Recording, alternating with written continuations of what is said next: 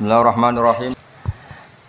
Nabi Isa itu kalau orangnya ceria sekali. Pernah ditegur sama Nabi Yahya. Mali aroka dohikan ka'annaka amin tamin makrillah. Saya melihat kamu kok selalu senyum ceria, seakan-akan tidak ada adabnya Allah.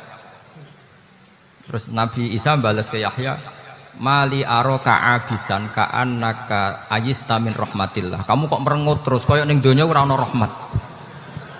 Jadi kamu milih mana? Senyum terus apa merengut terus? Partainya hanya dua, Nabi Yahya sama Nabi Isa. Jadi khazanah itu banyak. Untuk melawan penyakit itu ketakutan itu bahaya, karena bisa mengganggu imunitas tubuh. Orang harus percaya diri, harus pede. Meskipun harus hati-hati, tapi harus tetap pede. Dengan demikian imunitas tubuh kita terjaga. Jadi ya sudah seperti itu. Semua orang punya cara untuk menjaga diri masing-masing. Kemudian tentang Mbah Ahmad Siddiq, saya tahu banyak karena dulu saya masih ingat. Ini sekaligus ijazah pada cucu-cucunya. Kalau sama anaknya tidak berani saya. Sama cucu-cucunya. Saya masih ingat Mbah Ahmad Siddiq itu sangat loyal sama yang namanya negara. Kita tahu beliau adalah termasuk orang yang bintang ketika Muktamar Situbondo, ketika NU pertama kali nerima asas tunggal, yaitu Pancasila. Kayak apa ulama-ulama kita, ya mulai Mbah Ahmad Siddiq, Mbah Ali Maksum, Gus Dur, Mbah As'ad, semuanya lah, termasuk Mbah Mun, semuanya loyal sama negara, sehingga NU menerima asas tunggal. Itu saya masih ingat karena Bapak dulu perwakilan dari NU cabang Lasem. Beliau pernah ngundang Mbah Ahmad Siddiq di sini, zaman itu zaman Pak D. Dzufar, ikut ngundang ke sini, bapak saya. Itu saya menangi beliau ngisi pengajian di hallnya buyut saya, Mbah Umar bin Arabi. Jadi saya ini zuriyahnya Mbah Umar bin Arabi, sama dengan keluarganya Ki Hamid Pasuruan. Itu beliau cerita bahwa kemenangan Islam itu tidak harus kita yang menang kangelan. Kadang Allah bikin orang lain yang kangelan, kita yang ikut menang. Jadi dulu kata beliau, banyak ulama ketika kita diserang Jepang, saya masih ingat, saya karena pas itu ikut ke Lasem, karena saya santri sarang, Mbah Mun ngisi di Lasem, saya ikut di Lasem karena saya masih keluarga. Itu ulama-ulama itu mimpi dibacakan ayat Ghulibatir Rum fi adnal ardi wa hum mim ba'di ghalabihim sayaghlibun fi bid'i sinin lillahil amru min qablu wa min ba'du wa yawma idzi yafrahul mu'minun. Itu dulu itu ada pertarungan besar antara kerajaan Romawi dan kerajaan Persia. Kita tahu Romawi itu Nasrani. Saya ulang lagi, Nasrani. Nasrani itu percaya adanya Allah, adanya Tuhan, dan percaya adanya kitab samawi. Sementara musuhnya itu Persia, orang yang tidak bertuhan, tidak berdasar kitab samawi. Ketika Persia mengalahkan Romawi, itu orang Islam ikut susah, karena terus dibully sama orang-orang kafir Mekah. Orang kafir Mekah adalah orang yang tidak punya kitab samawi. Katanya orang kafir Mekah, iku lho balamu, jute duwe kitab, jarene di hubungan mbek langit, nyatane perang keok. Paling kon yo podo. Jadi ada analogi bahwa kalahnya orang Nasrani itu dianggap simbol kekalahan orang yang bertautan atau berhubungan dengan langit. Akhirnya orang Islam susah. Saking susahnya orang Islam sampai Abu Bakar itu tanya, ya Rasulullah, lalu orang Romawi menang itu kapan? Terus ada surat turun, Fibit isinin, ya kira-kira 3. Abu Bakar pas itu belum alim-alim amat. Jadi ngartikan 3 itu ya 3 betul, sehingga beliau masyhur itu. Cara Jawa totoan itu kimar. Pokoknya nanti Romawi pasti menang 3 tahun lagi. Akhirnya ketika datang itu taruhannya dengan 10 unta. Datang ke Rasulullah, Nabi menjelaskan, "Lho ndak, bid'u itu mabena salas ilatis itu 3-9. Kamu jangan bilang 3. Ya sudah, taruhannya ditambah sampai 100 unta. Tapi pembuktiannya enggak 3 tahun, tapi nunggu 9 tahun. Sampean jangan tanya, berarti dulu pernah taruhan halal. Zaman sebelum ngaji saya, sampean sudah sering taruhan, jadi jangan nyalahkan saya. Nanti itu ada ilmunya, namanya nasah mansukh. Dan taruhannya Abu Bakar tidak kayak sampean. Taruhan yang sangat-sangat demi Islam, bukan demi hadun nafsi. Betul. Ketika tahun ke-7 orang Islam itu menang. Gila ya, tahun 9 itu umat Islam menang. Menangnya umat Islam mengalahkan musyrik Mekah itu di Badar. Romawi mengalahkan apa? Persia. Gara-gara Romawi mengalahkan Persia itu cara berpikir orang itu rubah. Ternyata langit itu ada, kekuatan langit itu ada. Sehingga meskipun akhirnya orang Kristen bilang ada Trinitas, terus mereka keliru dalam mengartikan Isa, tapi ada sekian nabi yang mereka sebut dan mereka hormati. Ada sekian kesamaan. Sehingga dalam Islam, saya ulang lagi, dalam Islam, andai kan disuruh milih orang komunis sama orang Nasrani, Islam tentu sama-sama kerjasama, milih sama yang Nasrani. Karena ini ahli kitab, kerjasama loh, bukan milih menjadi Nasrani. Nanti kalian salah paham, senangannya terus bully. Itu semangatnya pasti hasut. Nah, terus lalu relevansinya dengan Indonesia gimana? Wa yauma idzi yafrahul mu'minun. Ketika orang Romawi yang punya kitab samawi mengalahkan Persia yang tidak punya kitab samawi, itu orang Islam ikut bunga, ikut gembira. Itu semua kiai banyak yang mimpi seperti itu. Ini cerita Pak Ahmad Siddiq. Saya dengarin itu. Ternyata betul. Jepang itu nggak dikalahkan Indonesia. Jepang, Hiroshima dan Nagasaki dibom oleh apa? Sekutu. Akhirnya Jepang pulang. Pas Jepang pulang, Indonesia merdeka. Itu dulu kiai-kiai sudah nakwil bahwa menangnya Indonesia itu tidak harus mengalahkan penjajah. Pokoknya nanti penjajah ada yang mengalahkan. Jadi orang Islam zaman itu tidak bisa mengalahkan Persia. Yang mengalahkan itu Romawi. Tapi orang Islam ikut gembira. Itu sebenarnya wa yauma idzi yafrahul mu'minun binasrillah. Jadi orang itu cara berpikir Quran itu beda. Sehingga saya ini cerita ke cucu-cucu Mbah Siddiq karena ya nasabnya sama sampai saya, karena sama-sama sampai Mbah Sambu. Bedanya keluarga saya lewat Mbah Abdul Azim, kalau yang keluarga sini lewat namanya Mbah Yusuf. Itu saudara sama Mbah Abdul Azim, sama-sama sampai Mbah Sambu. Tapi keinginan saya tentu bukan sekedar silaturahim gagah-gagahan diceluk Gus. Celuk Gus repot. Nak ora alim ra pantes. Nak beling ra pantes. Salam templek 1.000 jaluk swarga. Tuhan, kok mentalah nih 1.000 jaluk. Kamu nginep di hotel 100.000 itu tidak cukup, apalagi untuk bayar apa?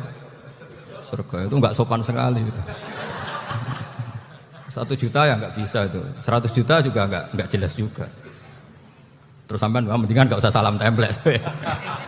Malah nggak mungkin masuk surga kalau. Jadi dulu yang namanya zuriyah, sampean tenang saja, nasab sampean tidak kalah dengan kita. Karena nanti setelah di kuburan itu gus-gus itu nggak penting. Semua kalau ditanya bapak kamu siapa, jawabannya siapa? Nabi Ibrahim. Sudah parmin parlan hilang semua, sudah aman pokoknya nanti. Karena kalau nanti ditanya malaikat bapak kamu siapa, jawabnya Nabi siapa? Ibrahim. Makanya saya itu pemuja Allah yang serius. Sampean ya pemuja Allah, tapi kan kadang kurang alim. Saya ini pemuja Allah serius. Saya itu kalau ngaji, ya ngaji biasa belajar, itu sering nangis seneng. Misalnya saya baca tadi, Miftahul Jannah la ilaha illallah, luang kunci kok dikasihkan. Kita ini masuk neraka gak pantas, enggak bawa kuncinya kok masuk. Harusnya kita ini masuk surga, kita kan pegang kunci surga, gak pegang kunci neraka. Maka aneh kalau kamu masuk neraka itu aneh. Coba kita pegang kunci surga apa kunci neraka? Tapi kadang teman saya neraka ora ono kuncine. Karena tidak ada pintunya. Terus saya bilang, kamu kok tahu? Memangnya mau ke sana kata saya. Saya tidak punya rencana tahu neraka. Karena nanti di antara syafaatnya Quran itu orang kalau mau masuk neraka tidak jadi. Ya nggak apa-apa ya, diatur sendiri. Jadi di antara syafaatnya Quran itu orang nggak jadi masuk neraka. Jadi syafaat itu ada 2, dari neraka diangkat ke surga, dan itu bisa lama itu. Tapi kalau syafaatnya Quran itu yang belum masuk neraka supaya nggak jadi masuk neraka. Karena neraka juga punya aturan, dia juga kena aturan fikih. Jadi, betul ini, saya ada hujan. Jadi kena konstitusi apa? Fikih. Sama tak ceritani syafaatnya Quran itu ada orang itu beling itu fasik. Itu dihafal surat Tabarok. Hafal betul. Tabarakalladzi biyadihil mulku wa huwa ala kulli syai'in qadir alladzi khalaqal mauta wal hayata. Pertanyaannya gini, boleh enggak orang menginjek surat Baqarah? Boleh enggak? Enggak. Padahal orang hafal Quran itu artinya ayat itu ada di hatinya. Fa inna wa ta'ala la yu'adzibu qalban wa al-Qur'ana. Allah tidak akan menyiksa hati yang menyimpan Quran, yang jadi flash disknya Quran, yang jadi rekaman Quran. Singkat cerita orang ini hafal. Pas ketemu Mungkar Nakir prosedur kan, ini orang fasik mau diantemin sama Mungkar Nakir. Prosedur ya, dia kan prosedur standar. Si surat Tabarok akhirnya menjelma jadi seseorang yang gagah berani. Kamu nggak boleh nyiksa orang ini. Saya ini kalamullah. Kalau kamu nyiksa dia berarti nyiksa saya. Kamu berani sama kalamullah. Wah ya tidak berani jadi Mungkar Nakir.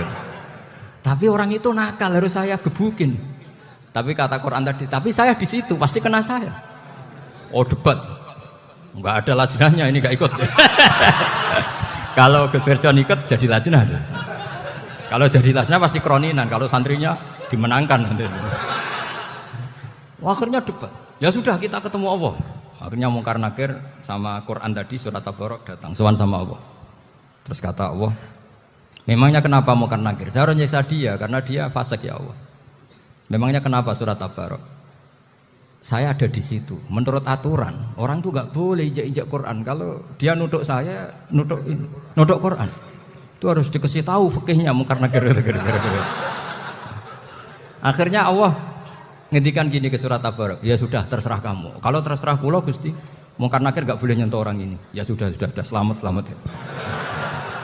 Sehingga terus itu sama baca di termasuk mujizatnya surat Tabarok di tafsir Ibnu Katsir banyak.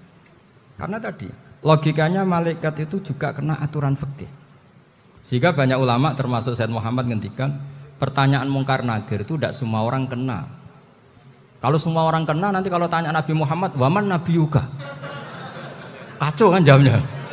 Nabi kamu siapa? Lu saya ini nabi.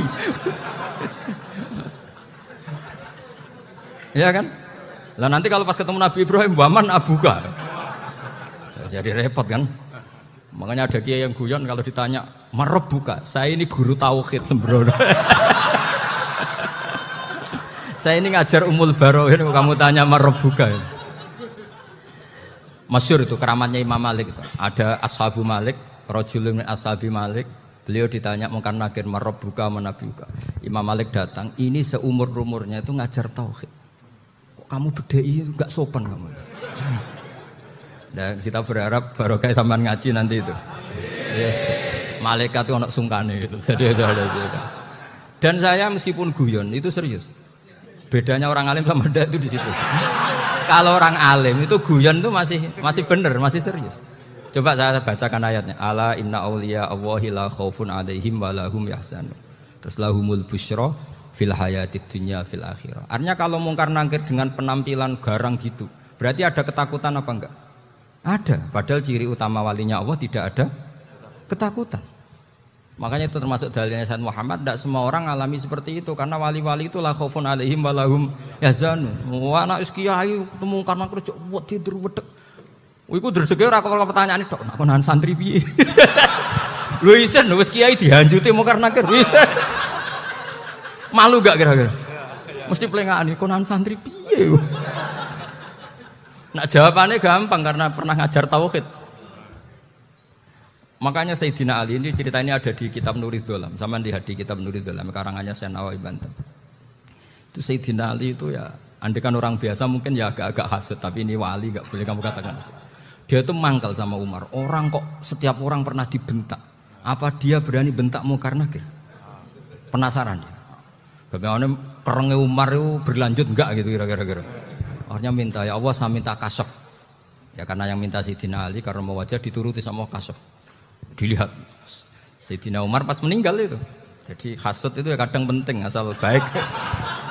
Loh betul bahasa Kanjeng Nabi kadang la hasada illa fisnaten. Itu Nabi bahasakan ya hasad. Gus Wirson saja yang nafsirkan ghabtah itu kan gaya-gayanan sebagai ulama. Aslinya Nabi ngendikannya itu la hasada illa fisnaten. Ulama yang ganti itu namanya ghabtah. Wong Nabi sendiri nyebut hasad kok kamu tafsiri ghabtah. Ya hasad ya. Hasad. Udah enggak usah ditakwil-takwil pokoknya gitu. Kalau sampean enggak percaya enggak apa-apa. Kok gitu aja kok repot. Karena sampean enggak percaya kemungkinannya dua. Satu enggak ngerti. Dua sama-sama alim. Kan dari awal kalau sama-sama alim kan laisa li alimin ayyuqallida aliman akhir. Kita enggak perlu saling mengikuti. Ngapain hasud? Biasa aja. Akhirnya Sidina Ali kasar. Pas Umar bangun, setelah mati kan bangun, setelah meninggal bangun. Mungkar Nakir datang dengan perang yang sangat garang. Itu digambarkan Sidina Ali, matanya itu kal kidril ghali. Kayak apa? Kendil yang apa? Mengangan. Wah, seru. Sidina Ali senang, paling takut ini Umar. Senangnya bukan main, wah ini mesti takut Umar. Biasa. Ternyata enggak, Umar malah bangkit. Woi, Mungkar Nakir ya. Kamu tahu menghadapi siapa?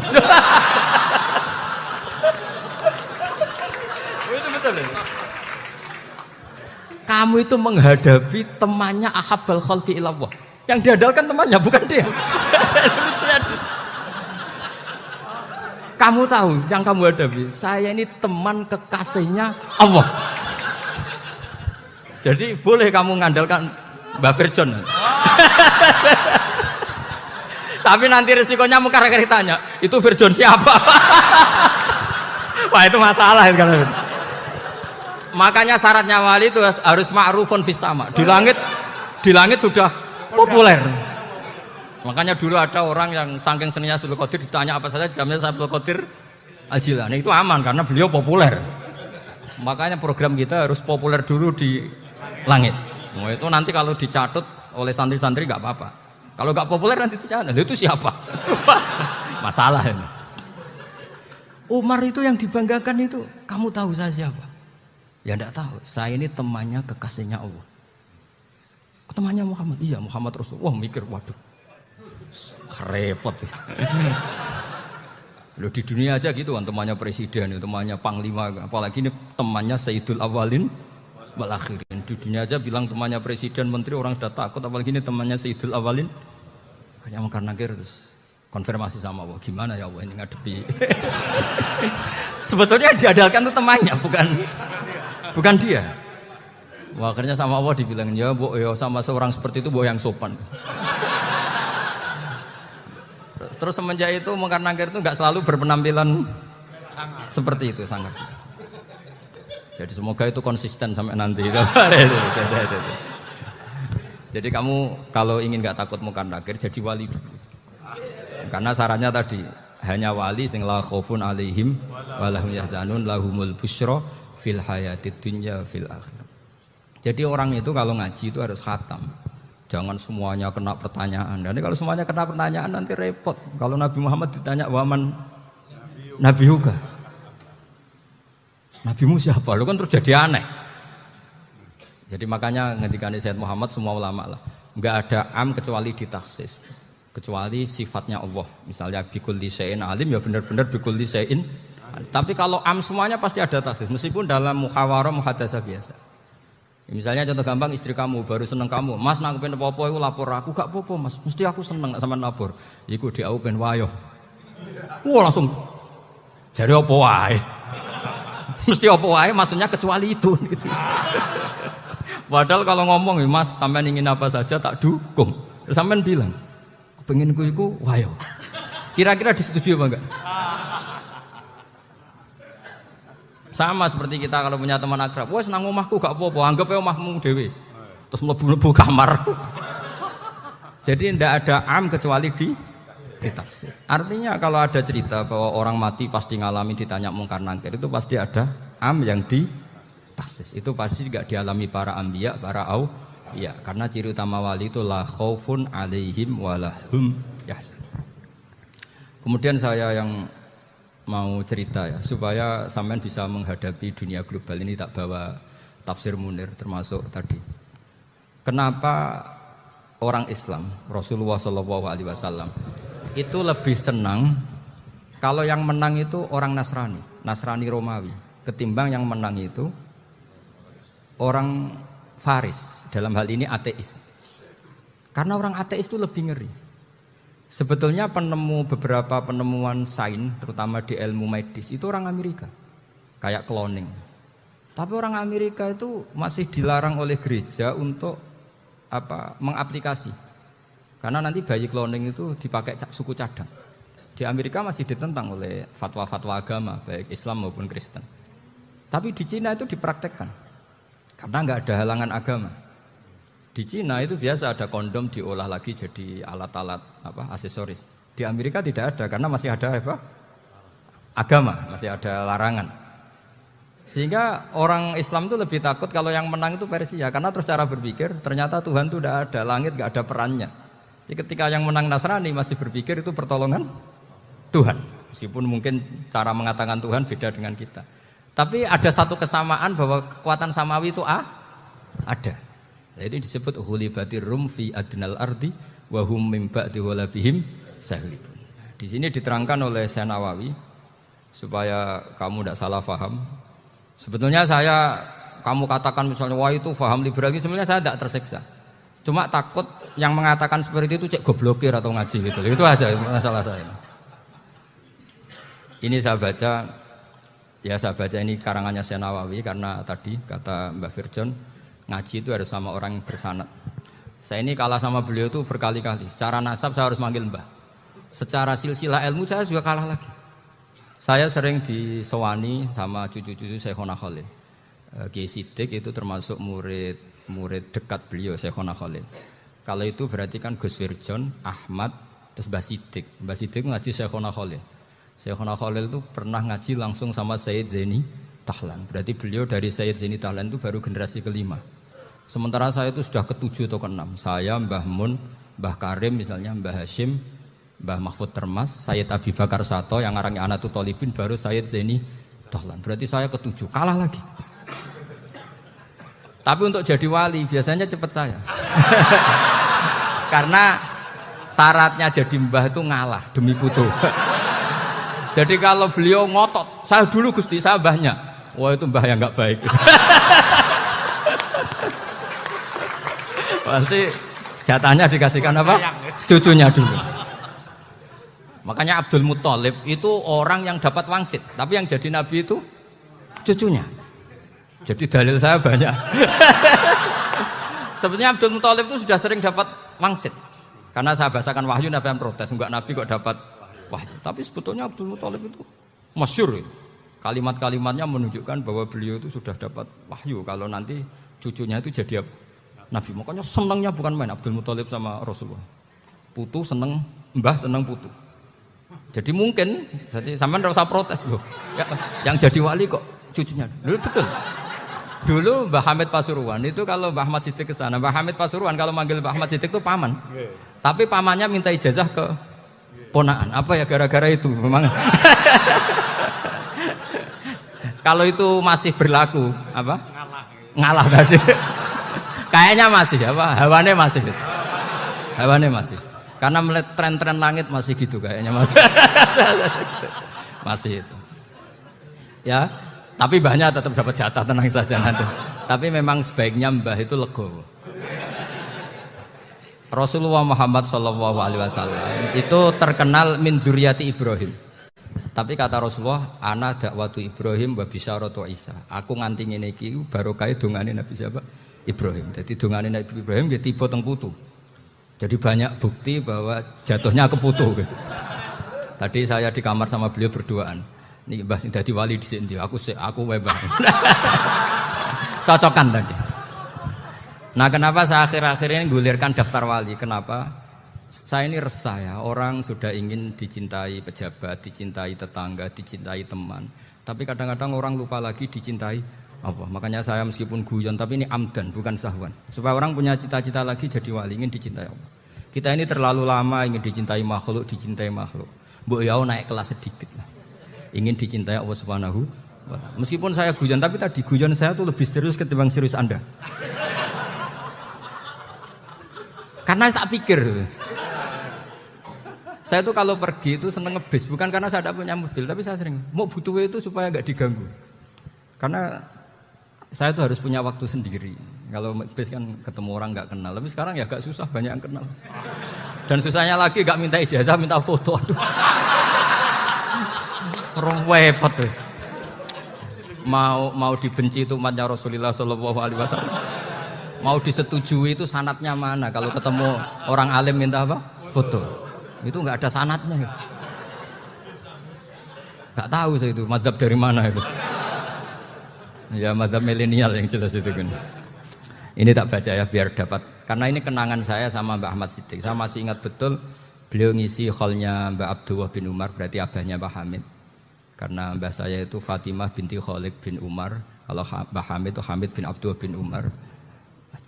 Itu saya masih ingat betul zaman itu Mbah Hamid setiap hall di Lasem itu rawuh dan saya derek mbah saya karena masih misanan datang ke Lasem. Itu beliau pas itu ngisi sama Mbah Mun. Mbah Mun masih muda, Ki Ahmad Siddiq sepuh senior. Itu beliau cerita bahwa dulu ketika Indonesia dijajah Jepang itu para kiai mimpi dibacakan ayat Ghulibatir Rum fi adnal ardi wa hum min ba'di ghalabihim.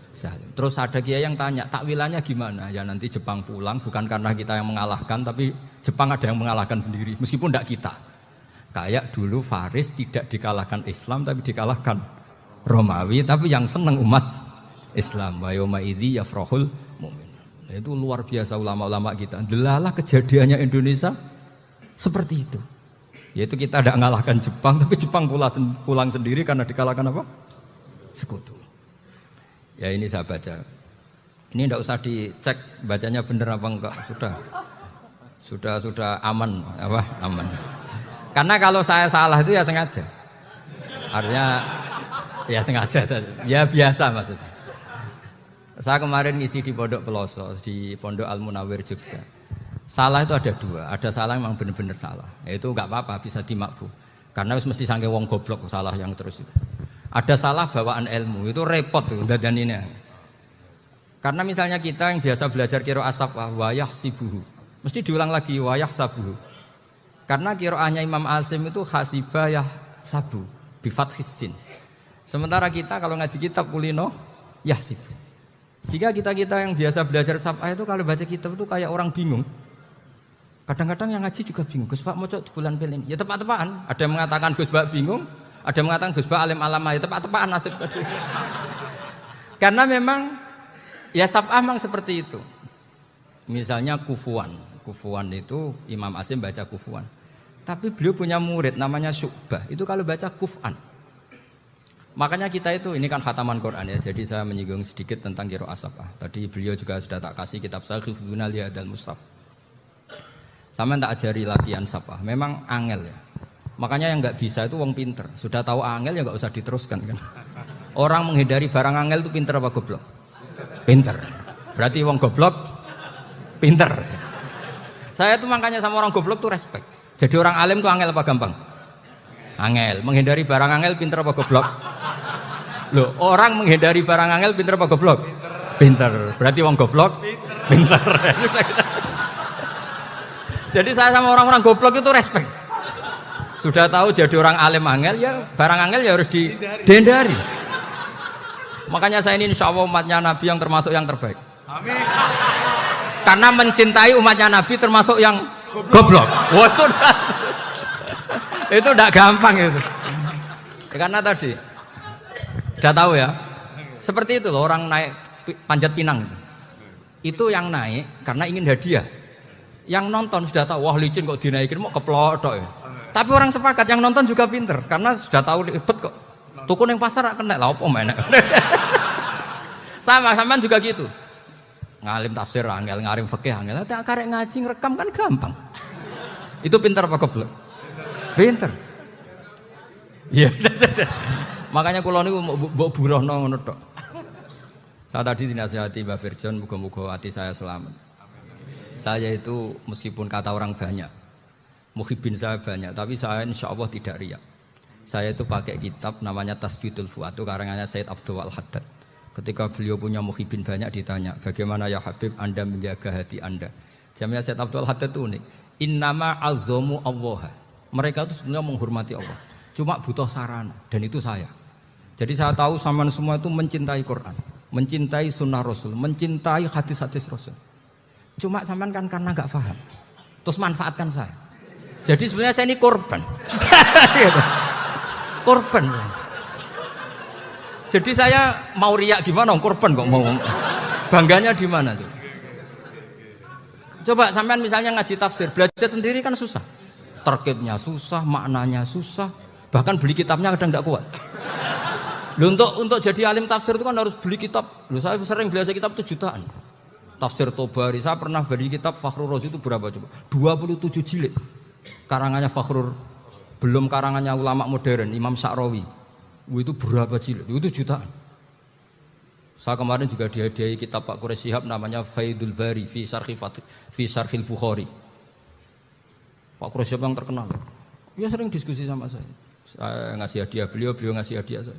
Oh itu harganya enggak kuat. Dadak kuat kadang di Indonesia enggak ada coba. Dan sama orang hebat menghindari kesulitan itu. Nah, kesulitan itu Gus Bak ngaji ikut, kalau enggak paham dirukokno rekamannya sudah gitu. Pinter mana sampean sama saya? Pinter sampean kan? Bikin sosis susah, beli aja kok repot kan. Nah, makanya nggak boleh orang bilang, wah aku goblok reso tafsir, aku wong pinter. Makanya nanti kalau saya ketemu Nabi tidak termasuk orang yang mentahkir orang Islam. Kafabil mari isman ayah kira akhahul muslim. Jadi cukup orang itu dosa kalau menyepelekan orang Islam. Termasuk darani sampean goblok itu dosa. Caranya nggak darani goblok ya tadi di logika tadi. Alim itu angel. Ngendari angel itu pinter. Berarti wong bodoh. Pintar ya sudah gitu. Tapi tetap bodoh. Tapi ini satu cara untuk saya respect gitu. Coba orang yang ngaji tafsir saya banyak, mungkin ribuan. Itu sebetulnya mencintai Quran. Karena Quran adalah kitab suci yang panduannya umat Islam. Sangat mencintai Quran. Terus kemudian mereka nggak paham. Terus mencari orang yang memahamkan. Burohno lah cara Jawane. Terus keren saya itu di mana coba? Lah terus mereka kurang ajarnya gini, kalau paham itu ya alhamdulillah paham. Kowe nak ngaji Gus Bae ngono tok. Tapi nek ora paham, ora nyalano akale. Mari Gus Bae nerangno cepet mulane gak paham.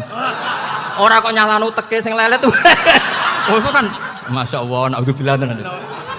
Sebetulnya tingkat kurang ajarnya tinggi Gus sebenarnya. Jadi kalau nggak paham itu kadang nggak nyalahno uteke. Kayak mau misalnya, wah mari mikir aja jelas. Padahal misalnya jelas orang mesti paham bodoh. Paham ya? Jadi kata Sayyid Abdul Haddad, innama azzamu Allah. Sebenarnya mereka itu sangat menghormati Allah. Makanya kita nggak perlu mengatakan wasilah itu kafir, nggak akan. Karena orang tawasul sama Rasulullah itu ingin dapat ridhonya Allah lewat orang yang dicintai. Kita mencintai wali sebenarnya, wah itu kekasih Allah. Kita mencintai itu karena mencintai Allah. Sama seperti gini, kamu mencintai kangkung apa enggak? Sebenarnya sama sekali enggak.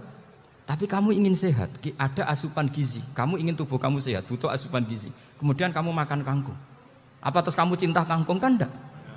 Cinta kesehatan kamu sama. Orang yang mencintai saya sebenarnya ingin kepuasan rohani. Saya kan termasuk kiai yang torekonya gampang. Ini swarga, kan akhirnya penggemarnya banyak. Coba kalau kamu neraka. Wah, jadi sebetulnya Anda mencintai kepuasan Anda sendiri. Nah, saya ini korban. Makanya untuk masuk surga cepat saya. Korban itu cepat. Da'watul mazlum la turaddu kan gitu. Laisa bainahu wa bainallah hijab. Jadi saya kalau donga langsung seret langit. Karena mazlum. Saya sinau tafsir, coba sampean bayangkan ada tafsir itu sudah 27 jilid. Sekarang Fakhrur Razi itu bulatnya bukan main. Karena dia ahli filsafat. Bulatnya Masya Allah. Sudah gitu sinau Jalalain kadang dikomen oleh Sawi. Sudah kita percaya Jalalain boleh dibuli Sawi. Percaya Sawi dikandani, oh iku Maliki rasa ribet. Sudah gitu sinau Qurtubi, sinau tafsir Tobari itu susahnya. Belinya susah, belajarnya susah. Padahal saya punya keluarga, punya istri, punya anak. Bayangkan kalau istri saya rewel, kayak istri sampean. Wah itu, tapi alhamdulillah enggak. Sama sekali enggak. Allah sudah milihkan, wah ini bahaya kalau punya istri rewel. Imam Sibawai itu kitabnya banyak, tapi yang terbukukan hanya kitab Sibawai. Karena beliau kalau sudah belajar lupa istri. Hanya pas beliau di pasar, kitabnya dibakar semua sama istrinya. Karena dianggap saingannya. Ternyata yang dicerai tidak kitabnya, malah istrinya. Itu Imam siapa? Sibawai. Tapi alhamdulillah kitab saya enggak terbakar, aman. Saya teruskan. Jadi untuk menjaga riya dilatih innama azzamu Allah. Sebenarnya mereka itu menghormati Allah. Sehingga wasail-wasail itu sebenarnya enggak pernah jadi subjek, pelaku utama enggak. Tetap Allah. Sebab itu kata Sayyid Muhammad, kamu kok mengatakan wasilah itu kafir itu gimana?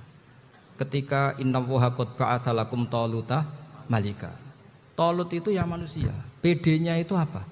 Inna ayata mulkihi ayyatiyakumut tabut fihi sakinatum mir rabbikum wa baqiyatum mimma taraka alu Musa wa alu Haruna tahmiluhul malaika. Jadi beliau PD itu kalau bawa sunduk semacam peti sakti, sing di situ ada baqiyatum mimma taraka alu Musa wa alu Haruna tahmiluhul malaika. Ya kayak semacam jimat. Tapi saya bukan mensyariatkan jimat enggak, karena nanti banyak penjual yang pembohong juga gitu loh. Cuma cerita, kamu tidak usah mengatakan kafir. Dulu Tolut PD-nya kalau bawa sunduk semacam peti kesaktian yang di situ ada baqiyatum mimma taraka alu Musa wa alu Haruna tahmiluhul malaika. Sehingga Khalid bin Walid meskipun beliau sahabat dan menyaksikan wajah Rasulullah sallallahu alaihi wasallam, itu bawa sya'aratun min sya'aratihi Rasulullah sallallahu alaihi wasallam, bawa rambutnya Nabi. Perang kemana-mana itu diletakkan di pecinya. Nanti sama tanya lagi, masa pakai peci Khalid bin Walid ini? Wah panjang, sampai itu repot.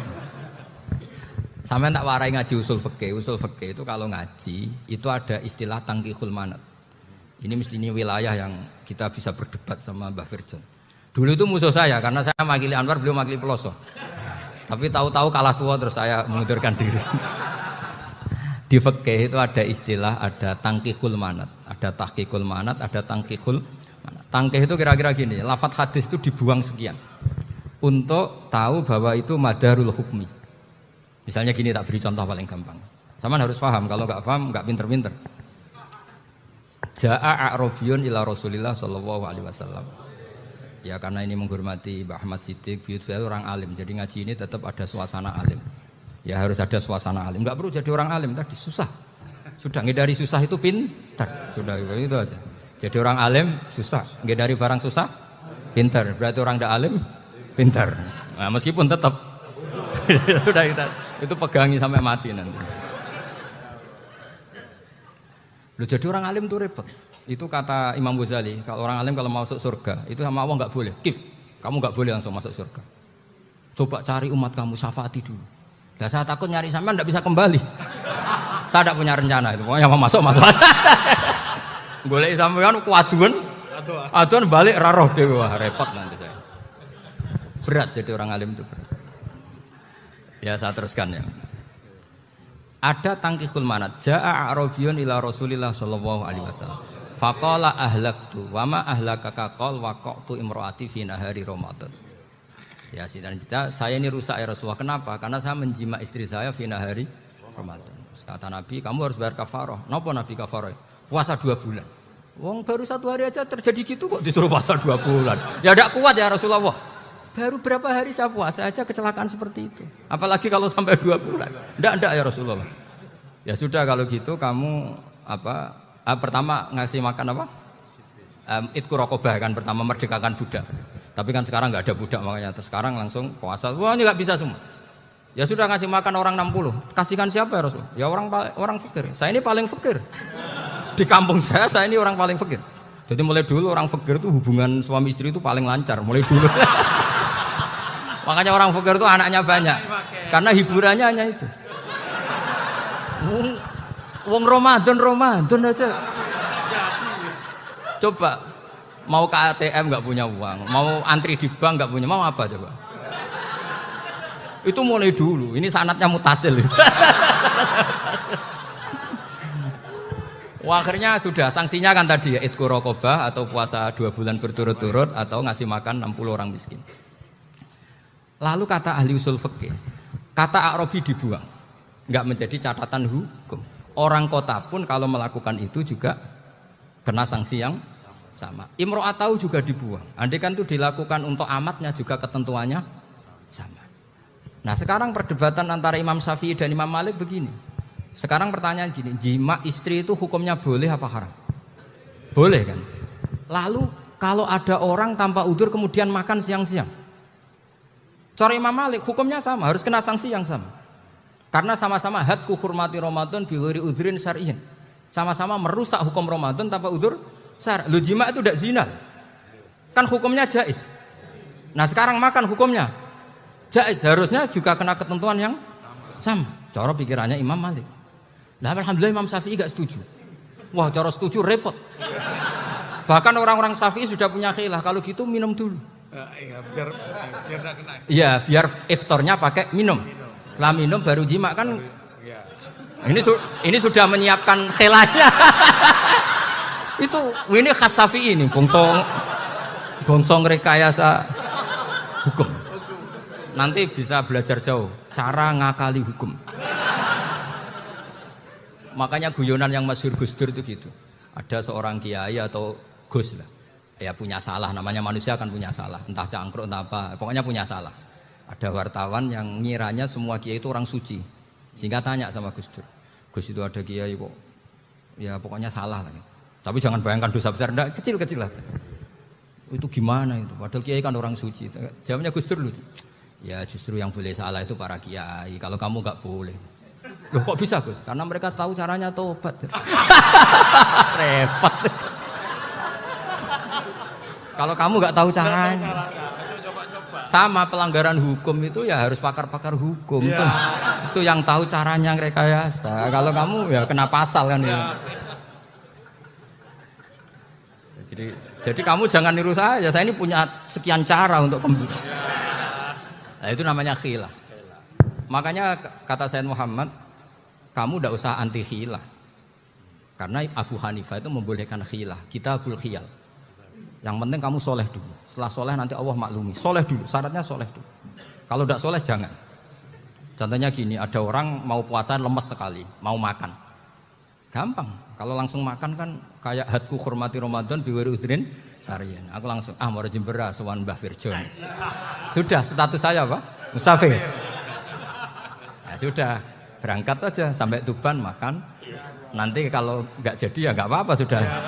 Kan mulai pergi sudah musafir. Saya tidak tahu nanti malaikat tertarik gebuki nggak tahu.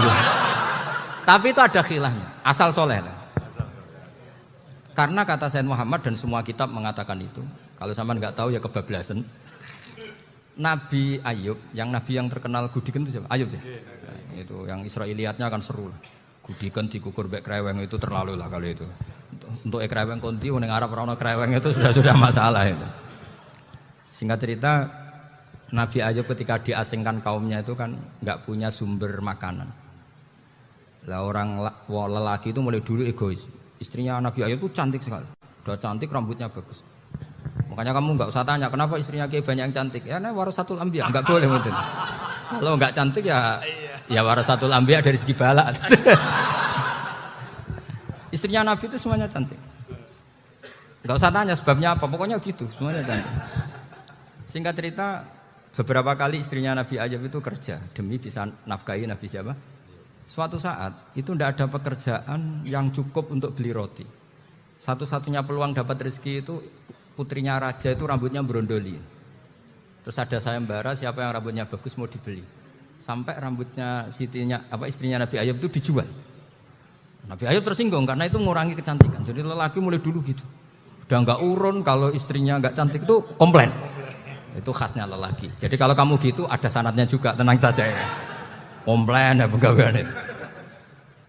Saking mangkelnya Nabi Ayub terus ngendikan la adriban naki mi'ata sautin. Kamu akan saya pukuli dengan mi'ata sautin atau dengan 100 cambukan.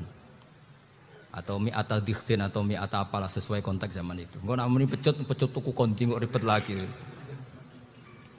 Singkat cerita akhirnya ketahuan bahwa istrinya menjual itu demi Nabi Ayub. Allah nggak ridho kalau kekasihnya yaitu istrinya Nabi Ayub wis perjuangan kayak gitu malah kena hukuman. Tapi Allah juga nggak ingin kekasihnya yang bernama Ayub melanggar sumpah.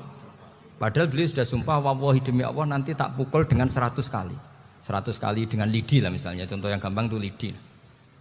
Akhirnya sama Allah dikasih satu solusi. Wa khud biyadika dikhtan fadrib bihi wala tahnas. Ya sudah, lidi itu ikat jumlahnya 100. Terus pukul sekali saja. Anggap saja sudah 100. Iku pangeran sing wari ngakali ngono iku pangeran. Tapi syaratnya soleh. Syaratnya soleh. Jadi kalau kamu anti khilaf berarti anti ajarannya Allah di ayat itu. Wa khud biyadika dikhsan fadrib bihi walata. Itu dulu ada, ini cerita di Ithaf. Ini cerita terakhir, ini sudah, sama jangan nama sudah. Terus pengumuman tadi, yang enggak pernah sepuh ngutang saya itu haram tadi. Karena tadi saya punya kewajiban di rumah yang bisa menggugurkan ya kewajiban yang lebih besar. Lebih besar itu ya tadi, bisa pernah guru, pernah sepuh. Yang jelas enggak umur. Umur sampean menang kabeh itu. Tua-tua ini serepot itu. Ada raja itu ganteng kaya, senengannya nikah perawan cantik. Itu semua kampung mesti kenal. Mungkin digilir atau gimana pokoknya. Suatu saat ada pemuda suka sama perempuan yang di kampungnya, cantik sekali. Kemudian pemuda ini ternyata pekerja di kerajaan itu. Tiap hari ditanya, wah itu yang di kamu yang cantik siapa? Mau saya nikahin gini. Wah bahaya ini saingannya raja. Jadi yang dibidik pemuda tadi itu saingannya. Si raja ini orang yang namanya raja kan gengsinya tinggi. Kaifatang kihuha wa qad ra'aitu qad qabbalaha rajulun. Kok mbok nikah piye? Saya tuh pernah melihat dicium lelaki. Wah, gak mau. Gak gelem kadung ditambung lan waqat qabbalaha rajulun. Saya pernah melihat sendiri qabbalaha rajulun, dicium oleh lelaki. Wah, sudah gak minat raja langsung gak keren. Suatu saat pemuda tadi nikahi perempuan itu. Rajanya marah-marah. Kamu lelaki gak punya harga diri gini. Gak punya selera, gak punya harga diri, sudah pernah dicium orang kok tetap dinikah. Terus bilang ke raja, takrif manir rajul, lelaki itu siapa? Abuha. Kamu tahu lelaki itu siapa? Sopo? Abuha. Bapaknya. Saya kan hanya bilang rajulun. Pernah dicium lelaki. Lah pikirannya raja lelaki wis kowe-kowe ngene iki. Tapi butuhe canom mau raja ben gak sida. Itu aja tuh. Baru kayak digulirkan gitu waqat qabbalah rajulun. Enggak mau. Setelah itu suatu saat pegawainya tadi nikahi perempuan. Kamu enggak punya harga diri gini. Kamu tahu manir rajul apa abuha. Nak ngono aku gak apa-apa. Lah monggo sakniki wis bojo kula. Ora trimo wis diambung wis macam-macam. Lah itu namanya khilah. Apa?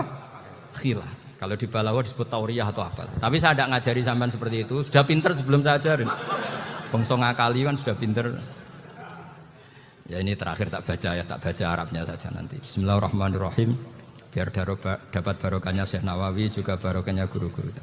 Bismillahirrahmanirrahim. Wasababu nuzuli hadil ayati annahu kana baina farisa war rumi qitalun wa kanal musyrikuna yawadduna antaghliba farisu ar-ruma. Di anna farisa kanu majusian ummiyin wal muslimuna yawadduna ghalabatar rum ala faris liqaunihim ahla kitabin. Jadi zaman dulu orang Islam lebih senang kalau yang menang itu orang Nasrani. Kalau bandingannya ateis. Karena bagaimanapun percaya kekuatan langit. Sementara orang ateis sama sekali tidak percaya kekuatan. Apapun bedanya kita dengan Nasrani itu ada kesamaan, yaitu percaya adanya kekuatan langit. Sehingga ketika orang Romawi kalah itu orang Islam ikut susah. Paham ya? Makanya ini tak baca biar sampean enggak macam-macam pikirannya. Fab'atha Kisra saat terusnya, ya pokoknya seperti itu. Akhirnya Rasulullah SAW berdoa lebih senang yang menang itu Rom karena ahli kitab.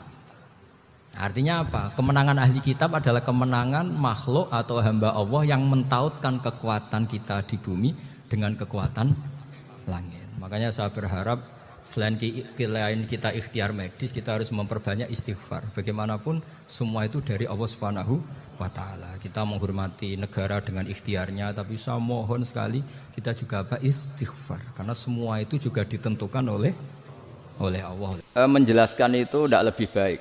Jadi karena seakan-akan belum melakukan. Indonesia itu dulu kedatangan Islam itu tidak pernah dipertentangkan antara Islam dan negara, sehingga diskusi itu sudah salah karena para wali itu tidak pernah mempertentangkan Islam dan keindonesiaan atau kebinekaan. Satu, bahwa para wali itu misinya dakwah, di mana-mana dakwah itu pasti ketemu yang berbeda, mulai beda agama, beda pilihan madhab, beda tradisi, beda kultur. Jadi itu tidak perlu dipertentangkan, tapi malah itu jadi lahan dakwah. Sehingga kita ini kalau diminta diskusi hubungan negara dan agama malah bingung. Memangnya kenapa? Itu seperti dulu zaman P4, saya punya kawan di Jogja, teman saya nulis tafsir Profesor Zaini, itu pernah zaman Pak Harto disuruh sosialisasi P4 di Papua. Apa hubungan Pancasila dan UUD 45? Itu orang Papua jawab, hubungannya baik-baik saja Pak. Jadi yang unik itu ketika disuruh baca Pancasila, 1 Pancasila, 2 ketuhanan yang Maha Esa. Nah, akhirnya 6 kan? Kenapa Pancasila jadi 6? Yang unik itu ketika ditanya, ini saya melihat langsung di TV 7 itu, Indonesiaku itu. Ada anak-anak kecil ditanya, bendera ini milik siapa? Bendera merah putih itu. Jawabannya apa? Milik sekolahan Pak aja. Karena memang milik sekolahan. Itu yang tanya itu kaget. Milik sekolahan Pak. Nah tentang tema ini mohon dibaca ini langsung start ya, langsung serius karena tadi sudah kayak jurkam tadi, ini yang langsung khas ilmuwan. Ini sebagai penghormatan saya pada Yunisma, ini khas keilmuan. Imam Zuhri adalah gurunya Imam Malik. Ya saya ulang lagi ya, Imam Zuhri adalah gurunya Imam Malik. Halaman 29. Ini langsung start saya baca halaman 29. Dan ini terutama yang para punggawa-punggawa ini. Saya baca ya. Ini teks tidak ada yang saya rubah, memang persis seperti ini. Bismillahirrahmanirrahim. Yaqulu Zuhri, ini gurunya Imam Malik. Fama futiha fil islami fathun qablahu kana a'zama minhu. Innama kanal qitalu haitsul taqon nasu. Falam makanatil hudnatu wa wadu'atil harbu wa amanan nasu ba'duhum ba'do wal taqaw fatafawadu fil hadits wal munaza'ah falam yaklim ahadun bil islami yaqilu syai'an illa dakhula fihi walaqad dakhalataini kasanaten mislu man kana fil islam qabla dzalika wa aktsar. Terus ini ngomongnya harus santai, enggak boleh provokatif. Begini, kita tahu dalam perdamaian Hudaybiyah itu poin-poinnya itu semuanya merugikan Islam. Di antaranya adalah jika yang Islam masuk kafir harus dibiarkan karena berarti masuk ke habitat asli. Karena Nabi sebelum jadi Nabi komunitas pokok itu kafir, sehingga kalau Islam masuk kafir kembali ke habitat. Tapi kalau Islam masuk kafir, kafir masuk Islam itu harus dikembalikan karena dianggap bid'ah. Maka kalau kamu dituduh bid'ah itu tenang saja dulu, Nabi itu ya dituduh ji'ta bidinin muhdas, kamu datang dengan agama yang baru. Cuma agak diteruskan wa kullu muhdatsatin bid'ah wa kullu bid'atin dalalah. Jadi orang-orang kafir dulu kalau ngomentari Nabi ya ji'ta bidinin muhdas, kamu datang dengan agama yang baru. Nabi nurut. Semua perjanjian yang merugikan Islam itu Nabi nurut. Tapi Nabi hanya minta satu hal, jangan ada perang 10 tahun. Dan orang boleh seminar, boleh diskusi tentang Islam. Ya ini dengerin betul ini. Jadi saya tidak akan provokatif, ini pakai logika. Nanti bisa dipakai disertasi doktor. Tapi saya minta orang boleh diskusi, boleh seminar tentang Islam. Akhirnya saat itu juga ada orang yang masuk Islam. Di depan tulisan itu belum kering istilahnya. Datang ke situ namanya Abu Jandal bin Suhail bin Amr. Itu datang ke Nabi, ya Rasulullah saya ini mau masuk Islam. Kata orang-orang kafir, ini pertama Muhammad, kamu komitmen enggak sama perjanjian? Kalau kamu komitmen harus kamu kembalikan. Nabi bilang, ya Abu Jandal kamu kembali ke mereka, ke habitat mereka, yaitu menjadi kafir. Di komunitas kafir maksudnya. Akhirnya nangis. Umar, Sayyidina Umar itu mendekati Abu Jandal, kemudian memberi isyarat supaya ngambil pedangnya. Jadi isyaratnya wong ini baca ora wis. Maksudnya orang-orang kafir. Tapi Abu Jandal enggak mau. Singkat cerita akhirnya kembali ke komunitas kafir. Tapi yang dikatakan Imam Zuhri cara analisis ini enggak bisa pakai provokatif, harus pakai analisis. Innama kanal qitalu haitsul taqon nasu. Yang namanya perang itu menjadikan orang tidak berpikir jernih. Ini poin yang diambil oleh Rasulullah. Kalau dibahasakan Nabi curi kesempatan, masuk Nabi dikatakan mencuri, meskipun itu hanya bahasa ya. Enggak mungkin lah kita bahasakan seperti itu. Saya ulang lagi ya. Kenapa ada perang berkesinambungan sampai tahun ke-8 Hijriah? Mulai tahun kedua ada perang Badar sampai tahun 8 Hijriah itu perang terus. Nabi sama orang kafir perang terus. Akibatnya apa Pak Profesor? Namanya perang itu ya nggak kau bermikir. Pokoknya agar ketemu Islam perang, Islam ketemu kafir perang nggak kau bermikir. Padahal Islam itu bisa diterima oleh akal sehat, harus lewat diskusi, lewat pengamatan, lewat pemikiran, lewat pengendapan berpikir. Makanya Nabi tahu ini masalah besar. Kalau orang perang terus, itu gak kau bermikir Islam, tidak sempat diskusi tentang Islam. Makanya Nabi hanya minta satu poin. Oke, perjanjian ini saya turutin semua, tapi saya minta orang kafir semuanya boleh mendiskusikan Islam, boleh seminar tentang Islam. Mereka bilang iya, karena pikiran mereka kan diskusi paling piye. Ternyata betul, ada diskusi. Terus temanya gini, kira-kira bener di Muhammad Abu Jahal. Terus Tuhan Muhammad sama Tuhan Abu Jahal itu keren mana? Diskusi. Tuhan Muhammad itu khaliqus samawati wal ardi, yang menciptakan langit bumi. Sebagaimana kampanyenya Muhammad. Ya mereka masih jangkar bilang Muhammad. Kalau Tuhan kita, ya berhala itu yang kita bikin, yang kadang rusak, yang kadang kudanan, terus lemutan, pokoknya terus diskusi. Kita kok bener pengirannya Muhammad. Terus Muhammad Abu Jahal. Mulai dhisik Muhammad itu ratau bodoh nih. Mulai dulu Muhammad itu gak pernah bohong. Abu Jahal, waduh, wis bodoh nih ngongkonan. Wis ribet kan? Dan semua diskusi itu mengarah ke kebenaran Islam. Wah, akhirnya ngomong kafir sing tokoh-tokoh cara Jawa yo. Wah, semane jebule masalah ini kan. Artinya gini, kalau kita ingin Indonesia damai, sebenarnya yang untung itu Islam. Karena Tuhan yang menciptakan langit dan bumi tentu gak akan diperbandingkan atau akan dikalahkan oleh Tuhan yang lahirnya saja sudah di bumi. Misalnya kita menjual Tuhan Allah, siapa itu yang menciptakan langit bumi, yang ada sebelum langit bumi? Bandingkan dengan Tuhan yang lahirnya di bumi. Ada tanggal lahirnya, ada aktenya, itu kan sudah ribet kan? Begitu juga kalau memperbandingkan tokoh. Muhammad itu siapa? Tokoh yang bisa menyatukan pan-Arabik, tokoh yang begini-begini, yang sayang istri, sayang keluarga. Dibandingkan dengan tokoh Abu Jahal, Abu Lahab yang corong jauh penggaweannya yang ngerugikan orang lain. Akhirnya orang itu mulai tertarik sama Islam. Makanya kata Az-Zuhri, pakai bahasa dulu, falam yaklim ahadun bil Islam. Tapi kalau sekarang yang populer itu bahasa yatakallam. Sebenarnya yang benar itu bahasa kalimah yaklimu kalaman, karena masdarnya itu kalam, berarti sulasi nopo mujarrad. Tapi di fi'ilnya itu mujarradnya enggak kelaku. Jadi di fi'ilnya takallama yatakallamu, tapi untuk masdarnya yang kelaku kalaman. Jadi ini agak unik, agak enggak lazim. Mestinya kan takallama yatakallamu takalluman, tapi di masdarnya kalam populer. Tapi di fi'ilnya tidak populer. Saya teruskan ya.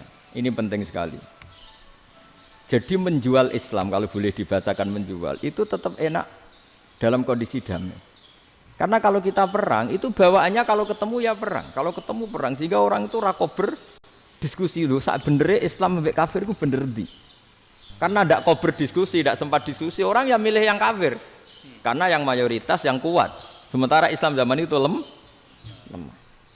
Dan Nabi itu yang diminta hudnah, yang penting kita damai. Terus orang boleh mendiskusikan benar mana kita dan mereka. Ya setelah diskusi ya tadi kan nggak mungkin Allah yang begitu keren hebat pencipta langit bumi dibandingkan berhala yang mengurus dirinya sendiri saja tidak bisa. Walhasil terus orang mulai tertarik sama Islam dan aturannya nggak boleh dilarang diskusi itu. Nah makanya saya pernah ditanya beberapa profesor di Jogja, Gus, suatu saat kalau kampus paling keren di Jogja ini ada Islamic Studies, kemudian pengajarnya dari berbagai agama, ini riskan nggak bagi Islam? Saya jawab, asal yang didiskusikan Islam itu nggak masalah. Yang repot itu nak umat Islam. Karena kalau umat Islam yang jadi percontohan, banyak raja yang dolim, banyak pemimpin Muslim yang dolim, terus identik dengan Islam itu jadi dolim kan ribet. Ya kalau pas umat Islam, kalau Islam yang kumat kan jadi masalah kan. Nah ini kan terus jadi beda umat Islam sama Islam yang lagi apa? Kumat. Singkat cerita terus Islam mendapat posisi yang luar biasa. Nah, makanya di sini diistilahkan falam makanatil hudnah, ketika ada perdamaian wa amanan nasu ba'dum ba'do, orang merasa aman, itu fatafawadu fil hadis wal munazaah. Mereka berdebat, munazaah itu berdebat. Keren mana konsep Muhammad dengan konsep Abu Jahal? Keren mana konsep Tuhannya Muhammad dengan Tuhan kita? Terus diskusi dan mereka akhirnya ikrar, wah yang benar ya Muhammad lah. Di mana-mana Tuhan tuh ya sebelum langit dan bumi, di mana-mana Tuhan ya punya reputasi menciptakan. Masa Tuhan reputasinya diciptakan kayak berhala dan sebagainya. Ibadah juga gitu. Ibadah wong kafir itu kalau tawaf itu telanjang, ibadah Muhammad santun pakai pakaian. Terus akhirnya mereka mulai tertarik Islam. Sehingga saya lihat di beberapa tafsir, saya memang tidak akan ngomong yang tidak serius, ngergani Unisba ben sawangane pemikir serius. Di Quran itu sampai lihat di tafsir Tobari itu ada ayat bal naqzifu bil haqqi 'alal batil fayadmaghuhu fa idza huwa zahid. Qadzafa itu kalau di kamus tak lihat itu takallama bila dalilin. Qadzafa itu ya pokoknya sekenanya. Artinya gini, kebenaran Islam atau kebenaran hak itu kamu taruh sekenanya saja itu tetap menang. Apalagi kamu taruh secara teratur, kamu taruh sekenanya saja itu tetap menang. Sehingga di sini banyak sahabat yang hidup di Cina. Sekarang juga banyak orang alim yang milih hidup di Amerika, banyak orang alim yang milih hidup di Inggris. Dan mereka pede, percaya diri karena kebenaran itu kamu letakkan di mana saja, itu tetap akan menang, akan menemukan momentum kemenangannya. Misalnya gini, contoh paling gampang. Dulu para peneliti, saya ulang lagi, dulu para peneliti itu ya datang kemana-mana, termasuk Ibnu Battuta, termasuk Ibnu Khaldun, ya semua peneliti itu suka neliti. Setelah diteliti, Quran itu satu-satunya kitab suci yang membicarakan sains, misalnya tentang falak, tentang astronomi, tentang asal-usul kejadian manusia, kejadian makhluk. Juga bicara tentang geografi, geologis, semuanya. Sementara kitab lain hanya cerita tentang mawaid wal hikam wal ibar. Jadi diteliti kayak apa, pada akhirnya hak ini yang menang. Bal naqdhifu bil haqqi 'alal batil fayadmaghu fa idza huwa zahid. Saya berkali-kali cerita, ada ulama yang ahli matematika. Ketika ditanya kenapa kamu suka ngajar matematika, sampai muridnya itu ragu, ini guruku mlebu swarga ta ora, penggaweane mulang matematika. Tapi para muridnya bermimpi bahwa Imam Amudi itu disuruh ngajar para malaikat. Dan itu pede betul dia. Kata Allah, ini ulama saya yang iman kepada saya setingkat iman kamu. Jadi malaikat itu tidak mungkin Gusti, kita menyaksikan langsung engkau sementara ini di bumi, enggak nyaksikan jenengan. Kenapa bisa sepede dan seyakin itu? Akhirnya Imam Amudi disuruh ngajarin matematika. Jadi Anda kalau profesor itu nanti harus sempat ngajari malaikat, itu baru benar-benar profesor. Jadi nanti di akhirat ngajari siapa? Malaikat. Jadi ada seminar yang melibatkan banyak malaikat, narasumbernya itu seorang profesor. Itu ketika kenapa engkau begitu yakin kalau Allah itu Tuhan dan Allah itu Al-Wahidus Shomad. Terus Imam Amudi mulai nulis angka gak beraturan. 2, 3, 4, 5 sampai 1 miliar, 1 triliun, semuanya enggak beraturan. Kata beliau, nisbatus naini wasalasa ila ma la nihayatalaha iku nisbatul far'i ilal asli. Mbok angka sebanyak apapun, 2 dibanding 1 ya far'ul wahid, 3 dibanding 1 ya far'ul wahid. Semua angka yang enggak terhingga pun dibanding 1 semuanya far'ul wahid. Semua angka sebanyak apapun itu cabang dari angka 1. Fakullu hadil awalim far'un minal wahidis somad, yaitu Allah Subhanahu wa ta'ala. Wah, kira malaikat tepuk tangan, iya juga. Jadi begitu juga ada ulama itu ahli gambar. Saya dulu ngaji sama Mbah Mun Al-Husunul Hamidiyah, itu kitabnya itu banyak gambarnya. Dan gale gambar yang ngawur betul, mangga ahli gambar. Saya Apple, sempurna lele. Semua gambar bangunan, gambar sapi, pokoknya gambar. Ternyata dia menemukan Tuhan itu dari gambar. Gambar serapi ini atau seruwet ini sama. Gambar rapi sama ruwet itu sama kalau dalam pandangan tauhid. Dimulai minan nuqtah al-wahidah. Kowe cek gambar sing rapi sing indah, cek gambarmu elek, dimulai dari satu titik, dan titik ini nuqtatil wujud, yaitu Allah Subhanahu wa ta'ala. Jadi nak cara ahli tauhid gak penting gambare api, menang lomba atau ora penting. Butuhe hadis surah ini gambar baik yang rapi maupun ndak adalah min nuqtah dari satu titik. Ya, alam raya sebanyak ini mbok gambar mbok ora, cek mulai Mars sampai Jupiter kabeh semua bentuknya yang banyak ini semuanya min nuqtatil wujud, yaitu dari titik wujud, ini kok Allah Subhanahu wa ta'ala. Di sini hebatnya ulama-ulama, mbok dia pengajar matematika, mbok pengajar gambar, semuanya dipakai perangkat untuk tauhid. Ya, itu kan juga bagian dari Islam damai, Islam yang sangat tidak perlu perang untuk orang dipaksa Islam. Enggak perlu provokatif kayak tadi pidatonya rektor jenengan tadi. Jadi ciri utama ilmuwan tuh kalau ngomong datar tapi logikanya enggak terbantahkan, itu ciri khas ilmuwan. Kalau ciri khas politikus kalau ngomong itu keras, provokatif lah kira-kira gitu. Tapi isinya biasa. Nah saya berharap nanti semua profesor doktor itu datar tapi isinya kualitasnya bagus ini. Mentes. Jadi makanya terus kata ulama, kenapa diistilahkan balnat zifu bil haqqi? Kenapa pakai qadzafa sementara qadzafa maknane takallama bila dalil? Maksudnya bila dalil di sini itu min ghairi ikhtiyajin ila dalilin. Kebenaran itu memang enggak butuh dalil. Apa kita perlu dalilnya apa? Buktinya apa? Kalau 3 itu cabang dari 1. Wong gendeng yang takok gitu pas orang gendeng. Wong 3 cabang dari 1 kok ditanyakan buktinya apa? Itu min awalil bidahah. Pertama orang pasti tahu kalau 3 itu far'ul wahid. 1 juta juga far'ul wahid. 1 miliar juga far'ul. Gambar yang sebanyak apapun ya dimulai dari satu titik. Cek gambar benar maupun yang tidak. Akhirnya apa? Ulama dulu itu sebegitu rileks nerangkan tauhid. Lalu kenapa asma ini yang ya ini kan khas NU ya, khas pesantren. Sebenarnya saya keberatan pakai istilah khas NU, pakai khas pesantren karena NU itu anaknya pesantren, jangan dibalik pesantren anaknya NU, karena sebelum ada NU itu ada pesantren.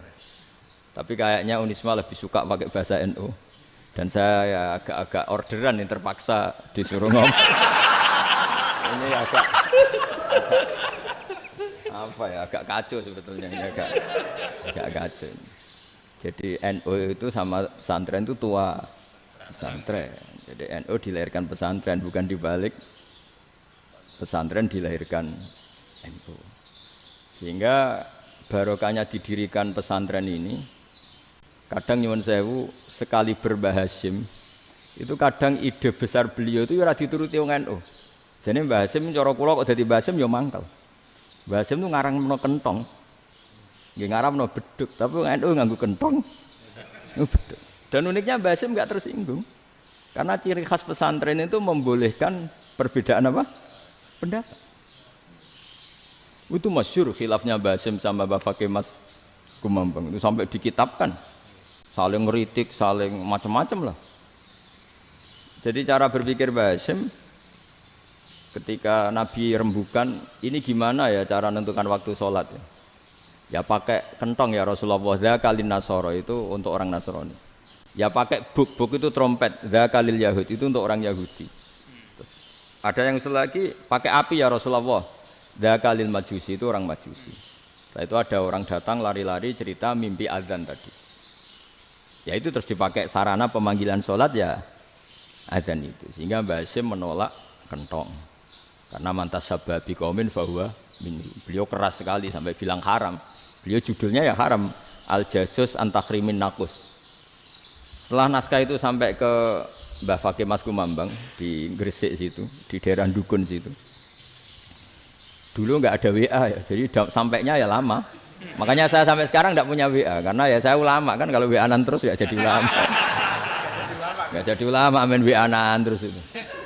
Nah itu termasuk rektor nggak kau bermikir itu mesti kebanyakan WA.